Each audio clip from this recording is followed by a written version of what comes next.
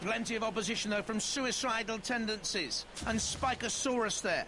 And Stinger, of course. All three teams together in the one cabin. Suicidal Tendencies on the left. There's big Stuart Pearson of Spikosaurus and Carl Skinner of Stinger.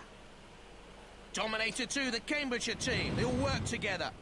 And Kilohertz, the reigning domestic champions, Chaos 2. There's George Francis on the right-hand side. Kilohertz in the middle. Dominator 2 on the left. 3, 2, 1. This is going to be chaos. Good luck, everyone. There's Chaos 2 immediately on the attack. Dominator 2 in there as well with a big action. Dominator 2 flicked up on its side by Suicidal Tendencies. Suicidal Tendencies nearly went over at the same time. Let's have a look at it again. Chaos 2 in the midst of it all. Up went Dominator 2 and over. Suicidal Tendencies very nearly flicked up, but don't forget, it can work both sides up the track. Suicidal Tendencies, there's Kilohertz with its axe as well. You can see Bash retreating into its CPZ, and why not? Stinger with the axe in there as well. Chaos 2 with the CO2-powered battering ram. Dominator 2's okay. Whoa, there's the reigning champions, Chaos 2, slamming in on Suicidal Tendencies. Kilohertz is in there as well. Here comes Dominator 2, bottom of the picture. Now it seems to me that Spikosaurus is in a little bit of trouble, but okay now. Goodness me, look at that. There's Spikosaurus in there. You've got Chaos 2 as well. Dominator 2, the bottom of the picture. Stinger doing its own thing as it's wont to do. That's Spikosaurus in major trouble. Seems to me that Kilohertz is holding on. Tendencies comes in. Stinger now under threat from Chaos 2. Turning away. And Spikosaurus has been impaled by the axe of Kilohertz. Kilohertz 2! Flicked over by Dominator 2. Axe to axe. Metal to metal. Bash and crash. Smash. What is happening out there? The hopes and dreams about to be scuttled of one in the Annihilator. It's Kilohertz up on its side and bounce and bounce. And just about came down okay, using its axe to right itself. Almost Kilohertz. Then in goes Spikosaurus. Kilohertz. Okay now, Stinger in with a slam on Chaos 2. Chaos 2 in underneath Kilohertz again. They think Kilohertz is the vulnerable machine. Chaos 2 against the arena wall and is impaled, is it? Can George Francis get that flipper off? Well, Dominator 2, a little nudge helped out. The object, boys, is to destroy each other. I wonder if Dominator 2 will rue that little bit of friendship. Look at the crashing of the axes. The flipper there.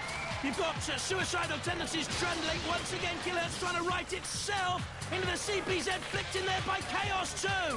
And so far for me, Kilohertz has been the most punished robot. It's into the CPZ, it's stuck in there. And Kilohertz trying to flick, trying to turn itself over with that pneumatically powered axe. But Kilohertz in major trouble. Chaos 2 comes in with a slam. And bam! And Kilohertz 2, I think, is going to be first to go in the Annihilator. Each round, one crashes out, piggyback up on Chaos 2 as it's immobilised for 30 seconds or more.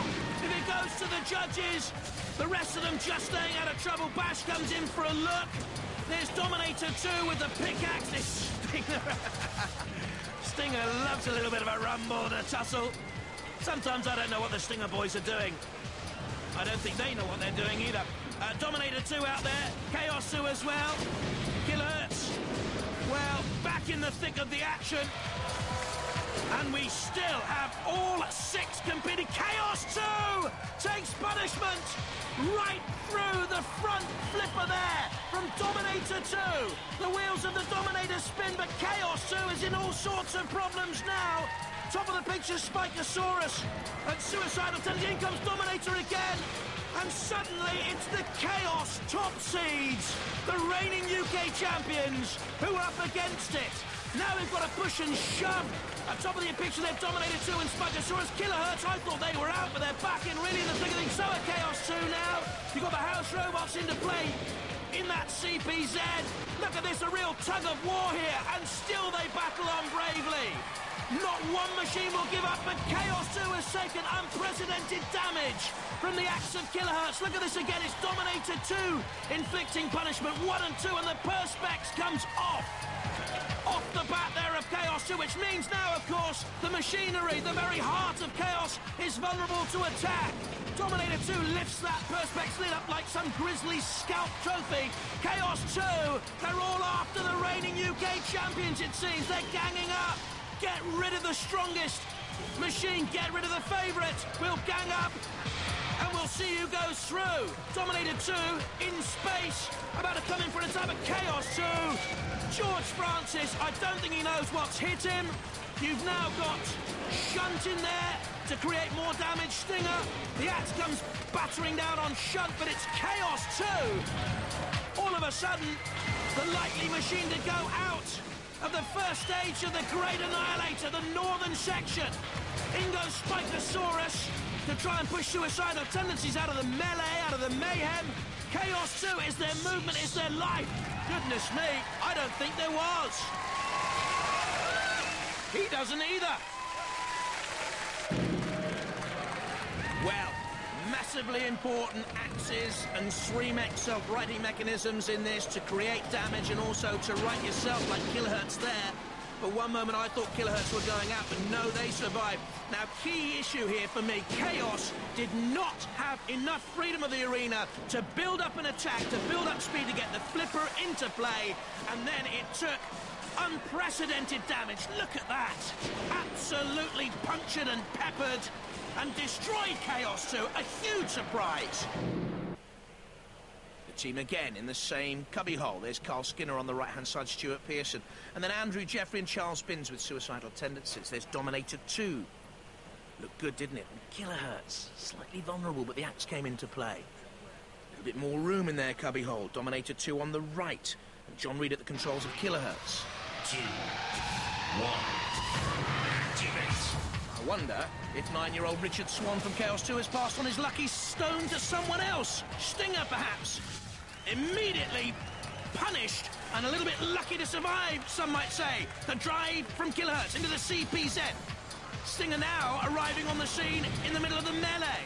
You've got Spikosaurus to the left-hand side. Dominator 2 again, this time clutching hold of Stinger almost on the axle.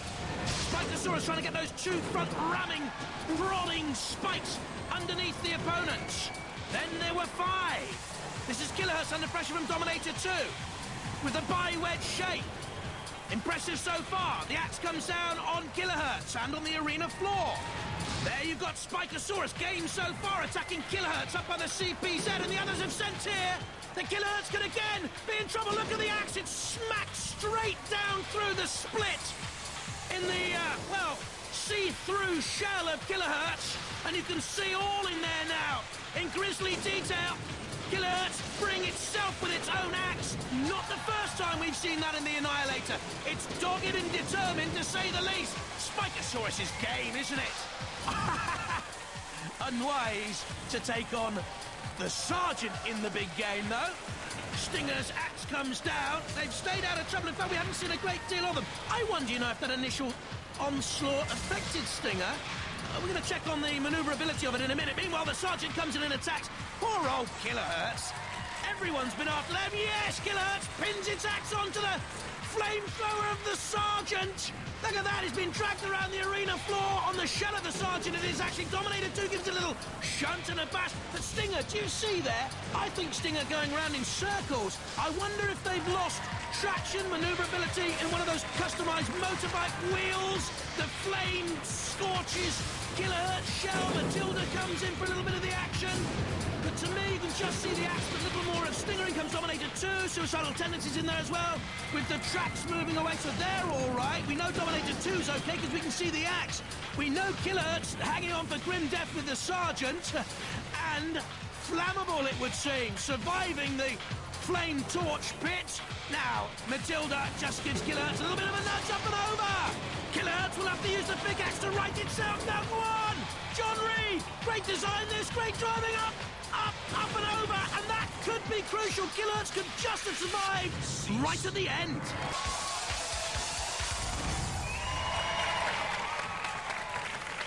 Privateers, stand by. The formidable 4 suicidal tendencies and Kilohertz. They're at the controls. John Reed on the right of Kilohertz, and Charles Binns, Andrew Jeffrey of suicidal tendencies. Dominator 2. Very good so far. And Spikosaurus.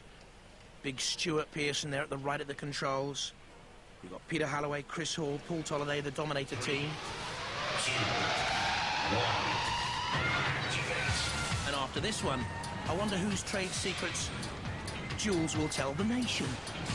You've got Spikosaurus immediately on the attack. Dominator 2 backing away. More room now on that arena floor.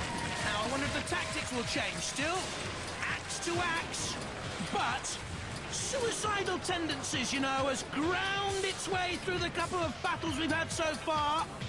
And it's still in there with Spikosaurus. The two low-gravity machines against the two axed machines. Oh, look at that, Kilohertz. Let the axe slip straight into the bi-wedge shape of Dominator 2. Now you've got suicidal tendencies backed onto the arena wall. In comes Spikosaurus again, dodging around the two more dangerous, certainly higher-rated machines with the axes. Oh, a slam there from Dominator 2. Again going for that vulnerable slot. Now you've got Dominator 2 taking on suicidal tendencies. Go on, run away. We'll live to fight another day. And Spikosaurus, look at this, coming in again on a ramming run. I thought this would happen once the gaps of the arena started to emerge. Can get up to 17 mile an hour, Spikosaurus, and you've got 80 kilos there of weight behind each attack. And Spikosaurus could yet spring a surprise here in the Annihilator. To the right-hand side now, Cages, who watches Dominator 2 go on the attack, and then comes in for a side slam on the plasma nitride-coated titanium shield of Dominator 2. And once again, it's Spikosaurus doing the work until the great power axe of Dominator 2 comes down again on Kilohertz. How long can Kilohertz and John Reed survive this punishment? Throughout the 3 battles we've seen, it's all about take on Kilohertz. And is there one of the throngs buckled of suicidal tendencies? Are they immobilized? Kilohertz, are they immobilized? Will the judges be called into play? There's the ref bot coming to have a quick look. But to me, suicidal tendencies are going nowhere. And it's a question here of damage limitation. And Dominator 2 thrust up on the point of the triangle, comes bashing down. It was Matilda, the final shove with the tusks there. You can see the soft, vulnerable underbelly of Dominator 2. And it came a rocking and a reeling. And Plop now using the axe to right itself. Very, very important in Annihilator, but for me, suicidal tendencies, they're out.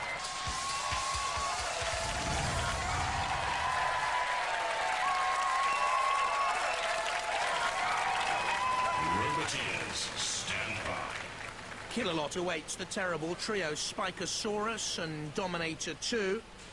Stuart Pearson on the left there, the Dominator 2 team. Paul Tolliday controls the weapon, and of course Kilohertz from Oxford.